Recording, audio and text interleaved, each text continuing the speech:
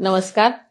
बुलढाणा जिल्ह्यातील शेतकरी बांधवांनो, महिला आणि भगिनींनो आणि मतदार बंधूंनो, बुलढाणा जिल्हा केंद्रीय सहकारी बँक ही सहकार क्षेत्राला बळकटी देणं, शेतकरी बांधवांना वेळेवर सुलभ पारदर्शक कर्जपुरवठा उपलब्ध करून देण्याच्या दृष्टीनं एक महत्त्वाची बँक आहे.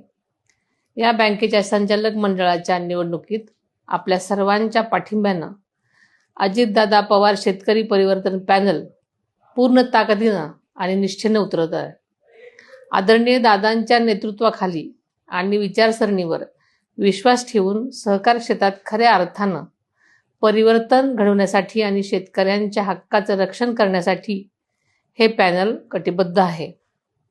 ही बँक अवसायनात निघाल्यानंतर बुलढाणा जिल्ह्यातील काही मोठे नेते दादांकडे यायचे आणि बँकेला आर्थिक मदत करा म्हणून पाठपुरावा करायचे हे आपल्या सगळ्यांना माहिती आहे. आणि मी सुद्धा त्याची साक्षीदार आहे, कारण अनेक वेळा मी दादांसोबत असायची तेव्हा हा विषय मी ऐकत असायचे.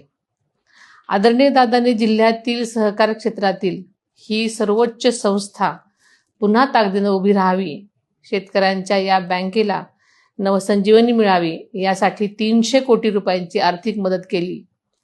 त्यामुळे ही बँक अवसायनातून बाहेर आलेली आपण सगळ्यांनी पाहिली आहे.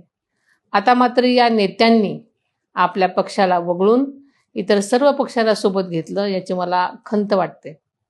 21 पैकी 12 संचालक बिनविरोध केले. ज्या दादांनी बँकेला भरीव मदत केली त्यांच्याच पक्षाला बाजूला ठेवण्याचं काम त्यांनी केलं. त्यामुळे माननीय दादांच्या नावानं स्वर्गीय अजितदादा पवार शेतकरी परिवर्तन पॅनल या नावानं आपण पॅनल उभं केलं आहे.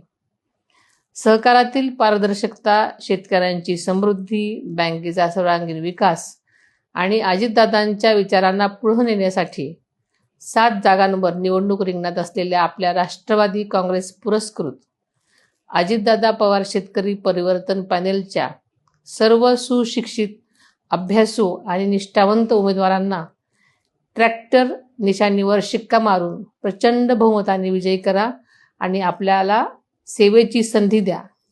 धन्यवाद. जय हिंद, जय महाराष्ट्र, जय किसान.